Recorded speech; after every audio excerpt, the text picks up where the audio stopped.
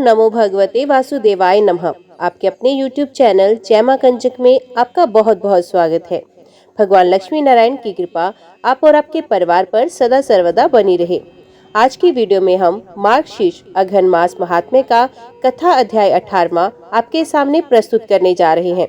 उम्मीद करती हूँ कथा का पूरा फल लेने के लिए आप कथा को शुरू से लेकर अंत तक जरूर श्रवण करेंगे। ओम नमो भगवते वासुदेवाय नमः।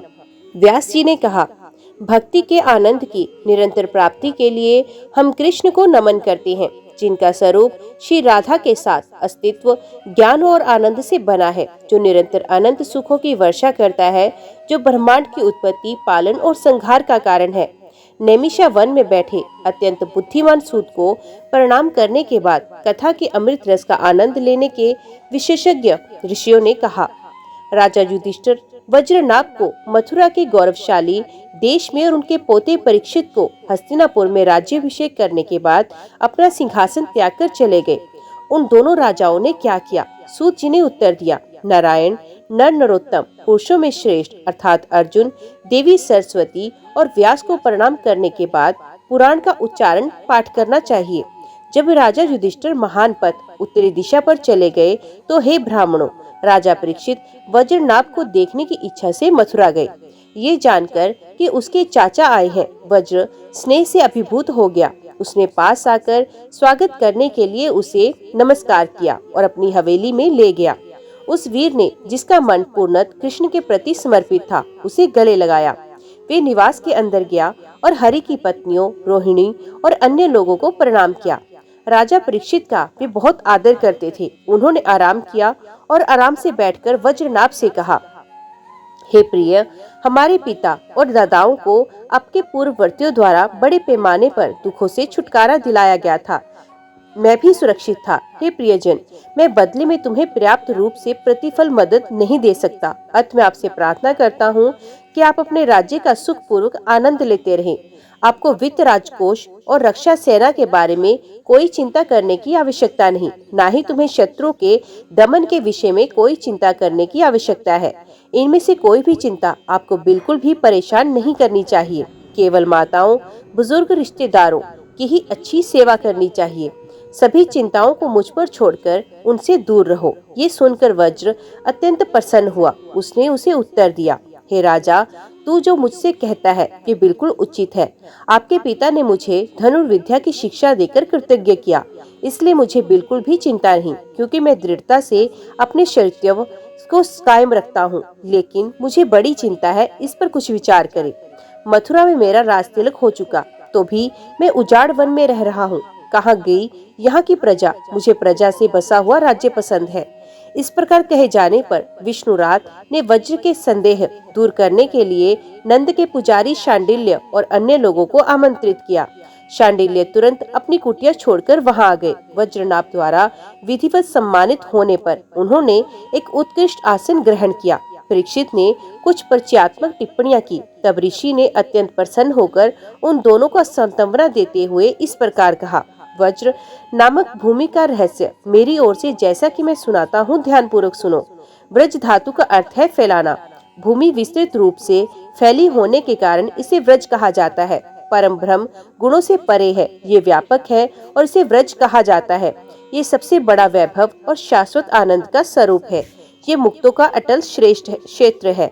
उस भूमि में नंद के पुत्र कृष्ण को लोग प्रेम में डूबे हुए देखते हैं, जिनका रूप शाश्वत आनंद है। वे हैं जिसने अपनी सभी इच्छाओं को साकार कर लिया। वे अपनी आत्मा के भीतर खेलता है। वे प्रेम से भरे लोगों, नारद जैसे भक्तों द्वारा देखा जाता है। उनकी आत्मा राधिका है, चूंकि वे उसके साथ खेलता है, इसलिए रहस्यमय चीजों को जानने वाले विद्वान लोगों द्वारा उसे खेलने वाला और आत्मा में आनंदित होने वाला कहा जाता है। उसके इष्ट गोएं, ग्वाले और ग्वाले हैं। वे खेल कूद के लिए सदैव उनके निकट उपस्थित रहता है, इसलिए वे आपत काम है। यही उसका रहस्य है। उन्हें प्रकृति से परे कहा जाता है, चूंकि वे प्रकृति के साथ खेलता है। उसका खेल दूसरों द्वारा अनुभव किया जा सकता है। उनके खेल में राजस, सत्व और तमस गुणों के माध्यम से सृजन, पालन और विनाश शामिल है। ये खेल दो प्रकार का होता है, वास्तविक और साधारण सा प्रथागत। वास्तविक खेल तो स्वयं ही जानने योग्य है, पर प्रथागत वे है जो व्यक्तिगत आत्माओं द्वारा समझा जाता है।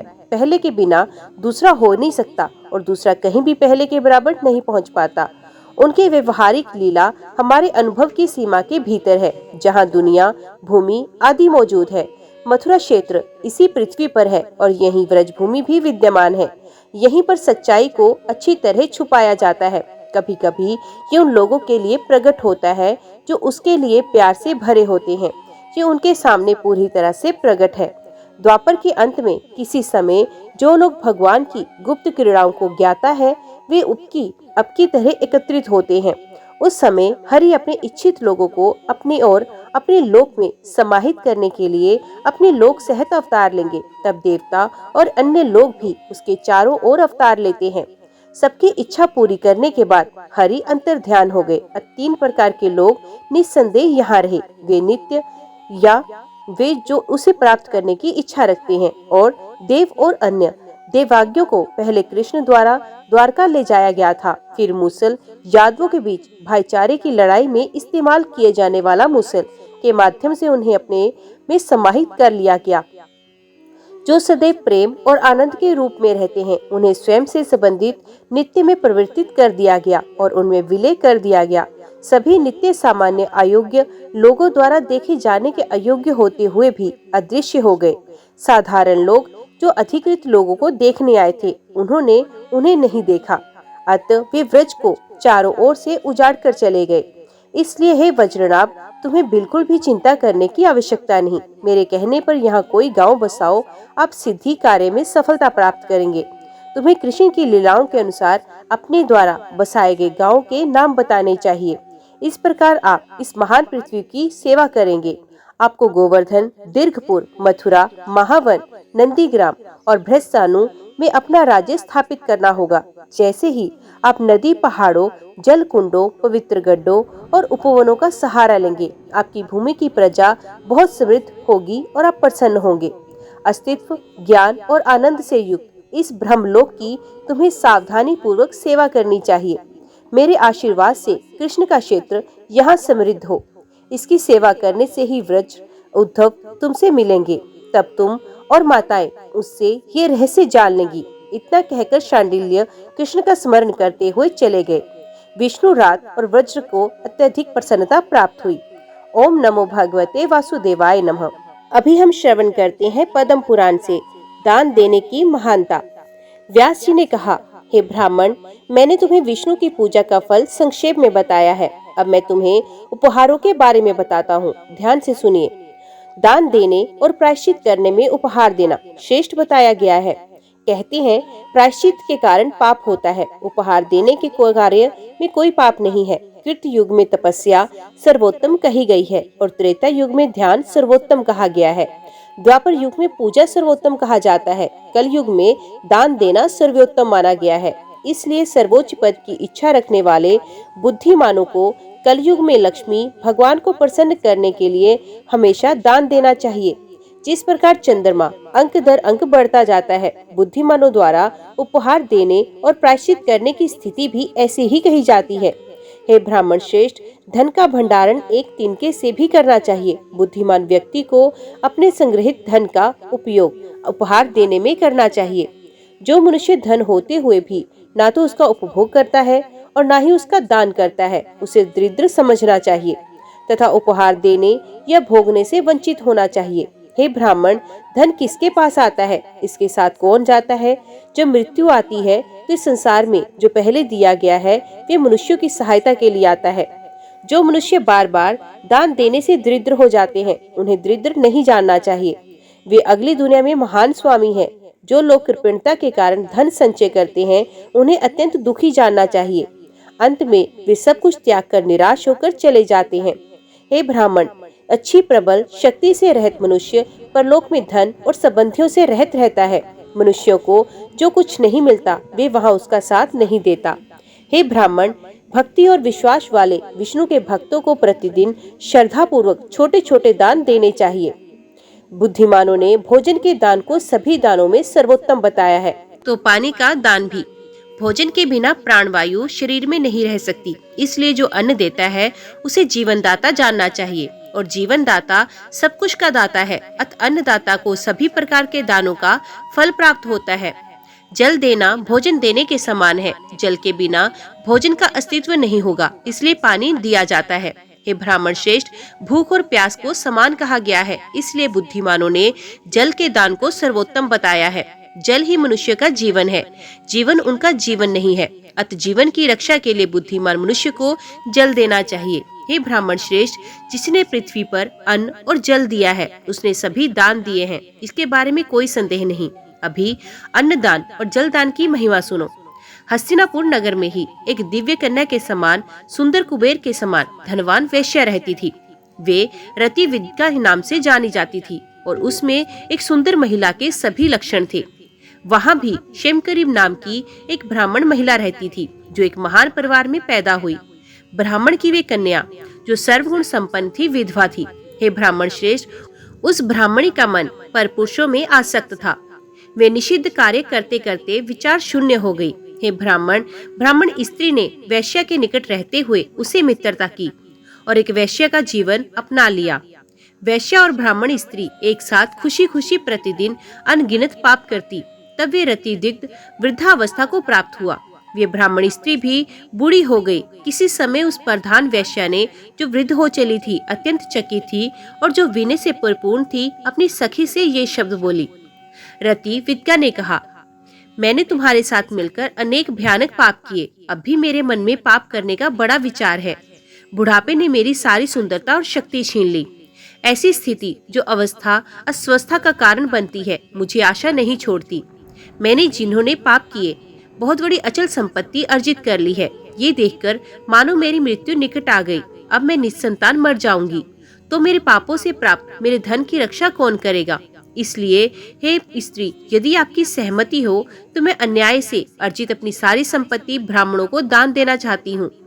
ब्राह्मण महिला ने कहा, देखो, मैंने जो धन इकट्ठा किया था, वे सदैव अयोग्य लोगों को ही दिया। अत मैं धनहीन हूँ। मैं एक ब्राह्मण को क्या दूं? यदि तुम्हारे पास धन है तो शीघ्र उसका उपहार बनाओ। उसकी ये बात सुनकर वैश्य को बहुत खुशी हुई। उसने अपनी सारी संपत्ति से भोजन का उपहार दिया। हरिशर्मन नाम का एक उत्कृष्ट ब्राह्मण था, जो अत्यंत भक्ति पूर्वक सदैव भगवान विष्णु की पूजा करता था, जिसने अपनी इंद्रियों और क्रोध पर अंकुश लगा लिया था, जो दूसरों को नुकसान पहुंचाने और पाखंड से मुक्त था। उसने लक्ष्मी भगवान को प्रसन्न करने के लिए महान अर्थात गंभीर तपस्या की।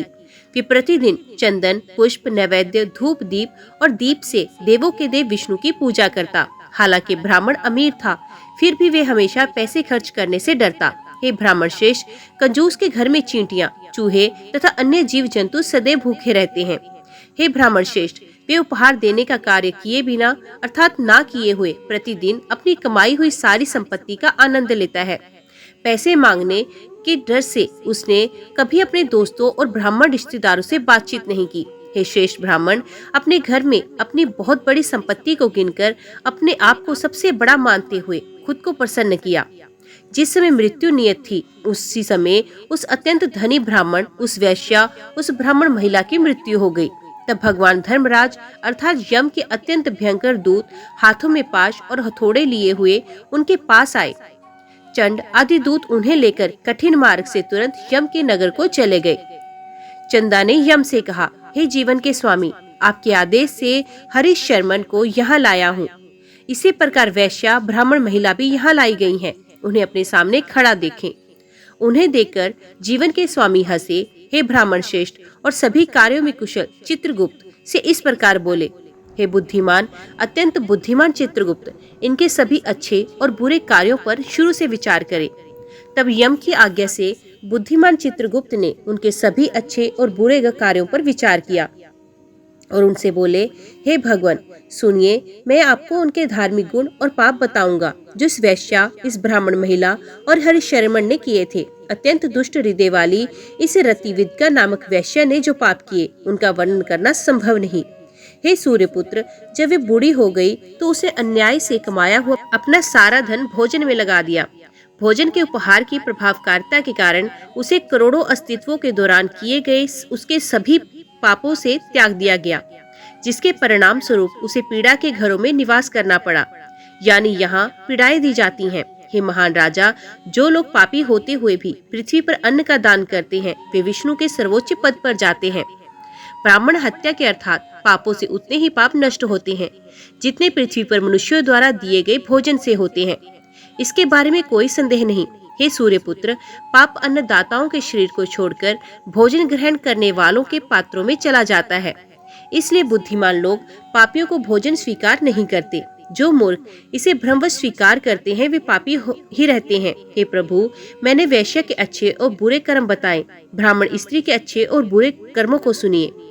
हे भगवान, क्षेमकरी नाम की ये ब्राह्मण महिला जो एक शुद्ध परिवार में पैदा हुई और भद्र कीर्ति की पत्नी थी, ने बुरे कार्य किए। जीवन के चरण के कृत्यों के त्याग कर वे अपनी युवावस्था पर गर्व करती हुई अपने प्रियजनों के साथ मिलन की प्रबल लालसा करते हुए सबसे अधिक पापी बन गई। हे राजन, एक बार बचपन में बच्चों के साथ खेलते समय उसने सड़क पर चारों कोनों वाली एक खाई खोदी। उसी दिन मेघों ने जल बरसाया। हे प्रभु, उसकी बनाई हुई खाई पानी से भर गई। हे राजन, दोपहर के समय सूर्य की गर्मी से झुलसे हुए एक प्यासे बैल ने वहां पानी पिया। हे बुद्धिमान सूर्यपुत्र, केवल जल देने के प्रभाव से उसके सभी महान पाप नष्ट हो गए। सभी पापों से मुक्त होकर वे विष्णु के धाम को चली गई। हे देवराज, पाप करने वाली वे दुष्ट ब्राह्मणी जल के दान के प्रभाव से सभी पापों से मुक्त हो गई। ये ब्राह्मण देवताओं के देवता चक्रधारी का बहुत बड़ा भक्त है। इसलिए हे जीवन के स्वामी, केवल विष्णु को ही उनसे श्रेष्ठ कहा गया है। चित्रगुप्त के उन शब्दों को सुनकर यम ने वैश्या, ब्राह्मण स्त्री और ब्राह्मण को प्रणाम किया। उनकी और उनके परिवार के सदस्यों की पूजा के बारे में सुनकर यम प्रसन्न हुए, हंसे और कोमल अक्षरों से युक्त शब्द बोले। तुम सब महानुभावों के सारे पाप नष्ट हुए। लक्ष्मीपति विष्णु के स्थान पर जाओ और सभी सुख प्रदान करते हैं। तब यम ने उन्हें एक दिव्य रथ में बिठाया जो सोने से बना था और जिसमें शाही हंस जूते हुए थे। उन्हें विष्णु के स्थान पर भेज दिया। तब वे सब पापों से मुक्त होकर दिव्य रथ पर बैठकर सब प्रकार के आभूषणों से विभूषित होकर प्रभु के बैकुंठ में गए। हे ब्राह्मण, उस वैश्य ने अपने सारे पाप नष्ट हो जाने पर भगवान का सामीप्य प्राप्त किया और लंबे समय तक सुखपूर्वक जीवन व्यतीत किया। तो ब्राह्मण महिला भी हरिशर्मन को सभा में देखकर विष्णु से स्नेह करके उन्हें सोने का बना हुआ एक उत्तम आसन दिया। पैर धोने के लिए जल, आदर पूर्वक प्रसाद, पीने के लिए जल देकर श्रेष्ठ ब्राह्मण को प्रसन्नता पूर्वक सम्मानित करके विष्णु ने वहां एक उत्कृष्ट आसन पर बिठाकर उससे पूछा, हे ब्राह्मण, मुझे अपनी खुशी के बारे में बताओ। चूंकि तुम मेरे उत्कृष्ट भक्त हो, सभी कष्टों से मुक्त होकर मेरे धाम में दीर्घ काल तक रहो। ब्राह्मण ने कहा, हे प्रभु, मुझे स्मरण करने से दर्शन होता है आपका और भक्त को सुख मिलता है। मैंने आपका सामीप्य प्राप्त कर लिया, इससे बड़ी खुशी क्या होगी। व्यास जी ने कहा, स्नेह से कहे गए उसके शब्दों को सुनकर भगवान ने ब्राह्मण को अपनी समानता दी। लक्ष्मी ने के स्वामी ने उन्हें वे सभी सुख दिए जो प्राप्त करना कठिन था, परंतु उसकी कृपणता को स्मरण करके उसे उसके पाप माप के अनुसार भोजन नहीं दिया। कुछ दिनों के बाद ब्राह्मण ने भोजन के बिना भूख से व्याकुल होकर विनय से विनम्र होकर देवताओं के स्वामी विष्णु से पूछा, हे प्रभु, अनेक तपस्याओं के फल स्वरूप मैंने आपका स्थान सुरक्षित कर लिया। हे प्रभु, यहाँ भी मैं प्रतिदिन भूख से कैसे पीड़ित होता हूँ। यहाँ तक कि बिस्तरों पर भी मुझे युवावस्था के चरम पर पहुँच चुकी दिव्य युक्तियों की दिव्य सेना द्वारा सफेद चोरी की हवा से हवा दी जाती है। हे भगवान, मैं सर्वश्रेष्ठ राजा की तरह सुगंधित फूलों की बड़ी मालाओं से सुशोभित हूँ और मेरा पूरा शरीर चंदन से सना है। हे विष्णु, आपके आदेश से प्रतिदिन सुंदर शरीर वाली महिलाएं मेरे सामने गीतों की संगत में नृत्य करती हैं। इंद्र आदि देवता प्रतिदिन मेरे चरणों की धूली किरणों को धारण करते हैं जो उनके सर की मुकुटों को सुशोभित करते हैं। और हे विश्व के स्वामी, देवता, दिव्य ऋषि, अन्य ऋषि हमेशा मेरे सेवकों की तरह स्तुति के साथ मेरी स्तुति करते हैं। मैं विष्णु बन गया, 4 भुजाओं वाला, सांवला, शंख चक्र गदा और कमल धारण करने वाला, पूर्ण विकसित कमल के समान आंखें रखने वाला, पीला वस्त्र पहनने वाला और सुंदर कानों में कुंडल पहनने वाला। मेरे पास एक सुनहरा पवित्र धागा, एक मुकुट और कान की बालियां भी हैं। देवताओं की दृष्टि से मैं आपके समान गरुड़ देवता प्रतीत होता हूँ। हे प्रभु, आपने मुझे ये सभी कठिन सुख दिए हैं जो प्राप्त करना कठिन है। तब हे सर्वोच्च प्रभु, आप मुझे भोजन कैसे प्रदान नहीं करते। जैसे वृक्ष अपनी कोटर में लगी आग में जल जाता है, उसी प्रकार मेरा शरीर भूख की अग्नि से अत्यंत झुलस रहा है। हे विष्णु, पेट के जठराग्नि के प्रज्वलित होने से मैं, जिसका शरीर पीड़ित है, आपके द्वारा दिया गया ये सुख पसंद नहीं करता। संसार के स्वामी, आपको छोड़कर देवताओं के समूह द्वारा पूजे जाने वाले अन्य किसी की भी मेरे द्वारा कभी भी शारीरिक कृत्यों, मानसिक रूप से वाणी के माध्यम से पूजा नहीं की गई। मैं स्वप्न में भी उनमें अर्थात तुम्हारे अतिरिक्त किसी अन्य देवता में समर्पित नहीं हूँ। फिर हे प्रभु, आप मेरे किस दोष के कारण मुझे भोजन नहीं दे रहे? व्यास जी ने कहा। तब प्रसन्न होकर भगवान विष्णु ने उससे कहा, हे ब्राह्मण, तुम्हारा कल्याण हो, शीघ्र ब्रह्मा के पास जाओ। ये बातें सुनकर ब्राह्मण शीघ्रता से ब्रह्मा के पास गया। ब्रह्मा ने उसे अपनी कृपणता की ओर संकेत करते हुए कहा, इसमें कोई संदेह नहीं कि कठिनाई से प्राप्त किए गए कर्म का फल, जो ना तो ब्राह्मण को दिया जाता है और ना ही स्वयं खाया जाता है, नष्ट हो जाता है। मैंने तुम्हारे दुख का सारा कारण तुम्हें बताया। हे ब्राह्मण, तुम्हारा कल्याण हो, तुम जो यमराज के पास से आए हो, अब निश्चिंत होकर जाओ। ब्राह्मण ने कहा, आपकी कृपा से मैंने अपने कृत्यों की इस परिपक्वता के बारे में भी पूरी तरह से सुन लिया। अब मुझे बताइए कि पुरुषों को कौन सा दान देना चाहिए? ब्रह्मा ने कहा, उपहार कई प्रकार के होते हैं, सभी का वर्णन नहीं किया जा सकता। हे ब्राह्मण, मैं उनके बारे में संक्षेप में बताऊंगा, ध्यान से सुनिए। हे ब्राह्मण श्रेष्ठ, जिस धर्मात्मा ने सभी दानों में सर्वोत्तम भूमि का दान किया, उसे सभी प्रकारों के दानों का दाता जानना चाहिए। हे ब्राह्मण श्रेष्ठ, जो व्यक्ति गोकर्मण भूमि का एक टुकड़ा दान करता है, वे सभी पापों से मुक्त होकर सर्वोच्च स्थान पर जाता है। हे ब्राह्मण श्रेष्ठ, जो किसी गरीब ब्राह्मण को फसल सहित भूमि देता है, उसके धार्मिक पुण्य अर्थात अर्जित को सुनो। सभी पापों से मुक्त होकर वे विष्णु के बैकुंठ में जाएगा। वहाँ में 14 इंद्रों शासन तक सभी सुखों का उपभोग करता है। पुण्य भूमि प्राप्त कर वे एक संप्रभु सम्राट होगा। वे मनुष्य लंबे समय तक संपूर्ण पृथ्वी का आनंद लेते हुए विष्णु बन जाएगा। चूँकि ब्राह्मणों को सैकड़ों उपहारों को त्यागने अर्थात स्वीकार न करने के बाद भी भूमि स्वीकार करनी चाहिए। भूमि देने वाला और उसका प्राप्तकर्ता दोनों स्वर्ग जाते हैं। हे श्रेष्ठ ब्राह्मण, वे मूर्ख ब्राह्मण जो भूमि के उपहार को अस्वीकार करेगा, वे हर अस्तित्व में बहुत पीड़ित होगा। उससे भी विष्णु प्रसन्न होते हैं और उसे सर्वोच्च स्थान देते हैं। और जो दूसरों से भूमि प्राप्त करने के बाद भी भूमि का दान करता है, उस व्यक्ति के धार्मिक गुणों को सुनो। अर्थात प्राप्त जो किसी और को एक गरीब ब्राह्मण को गांव देता है या देने का कारण बनता है।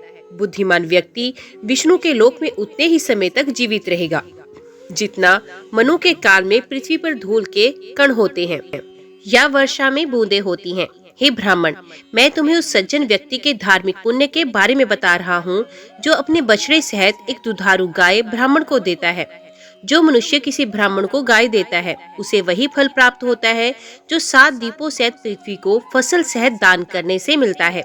जो सब परिवार ब्राह्मण को बैल दान करता है, वे पापों से मुक्त होकर रुद्रलोक को जाता है। बैल के शरीर पर जितने छोटे छोटे बाल हैं, उतने हजारों कल्पों तक वे रुद्र के साथ रमण करता है।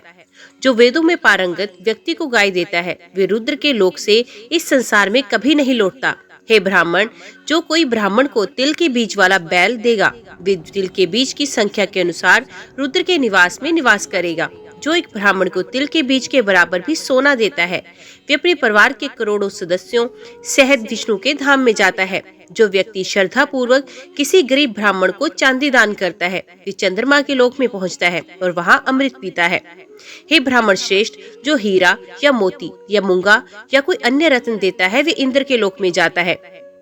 हे ब्राह्मण श्रेष्ठ, वे उदार मन वाला व्यक्ति जो ब्राह्मण को घोड़ा दान करता है, गंधर्व राजाओं को राज्य प्राप्त करता है। इसके बारे में कोई संदेह नहीं। हे ब्राह्मण, जो कोई निर्दोष हाथी का बच्चा देगा, वे इंद्र जैसे देवताओं के राज्य में भागीदार बनेगा। वे भी जो पुरुषों द्वारा उठाई गई पालकी उपहार के साथ एक ब्राह्मण को देगा, वे भी इंद्र का पद प्राप्त करके 4 कल्पों तक वहां रहेगा। हे ब्राह्मण श्रेष्ठ, मैं संक्षेप में उस व्यक्ति की धार्मिक योग्यता के बारे में बताऊंगा जो ब्राह्मण को शालिग्राम पत्थर का दान करते हैं। शालिग्राम पत्थर देने वाले को वही फल मिलता है जो 7 दीपों, पर्वतों और वनों सहित पृथ्वी देने से मिलता है। शालिग्राम पत्थर देने वाले को उस फल से करोड़ों गुना अधिक फल मिलेगा जो मनुष्य अपने वजन के बराबर सोना, जवाहरात और अन्य मूल्यवान वस्तुएं देकर प्राप्त करते हैं। जिसने एक शालिग्राम पत्थर दिया, उसने वास्तव में 14 लोक प्रदान किए। हे नरश्रेष्ठ, जो मनुष्य अपने वजन के बराबर सोना आदि दान करता है, वे दिव्य वस्त्र धारण करके स्वर्ग में रहता है और राजा बनता है।